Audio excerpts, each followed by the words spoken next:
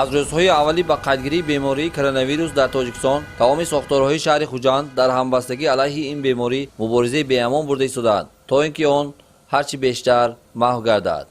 корхонаи воҳид давлатии коммуналии хизматрасонии нақлиёти санитарии шаҳри хуҷанд муассисаи коммуналии шаҳр ба ҳисоб рафта ягона муассисае мебошад ки барои бардоштан, кашонидан ва гӯронидани партовҳои сахти маишии шаҳри хуҷанд фаъолият дорад.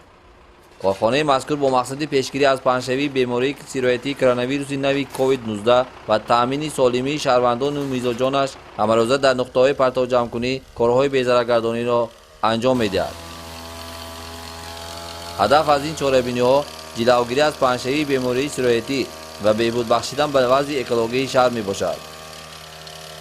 ҳар як нуқтаҳое ки имрӯз гуфтан мумкин аст барои муваққатан ҷамъоварии партовҳо фаъолият мебаранд, дар ҳафта ё дар як ҳафта ду маротиба аз тарафи шӯъбаи безараргардонӣ бо тариқи шартнома бо коргоҳи мо безараргардонӣ шуда истодаанд. Инчунин он қуттиҳое ки барои ҷамъоварии партовҳо гузошта шудаанд бо ин маҳлулҳои махсуси кимиёвӣ имрӯз безараргардонӣ шуда истодаанд.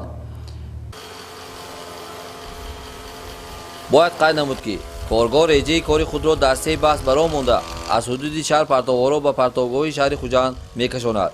дар корхона 175 нафар фаъолият дошта 31 адад нақлиёти партовкашон ҳамарӯза дар 3 баст фаъолияти пурсамар дошта партовҳоро сари вақт аз ҷойҳои муайяншуда мегиранд.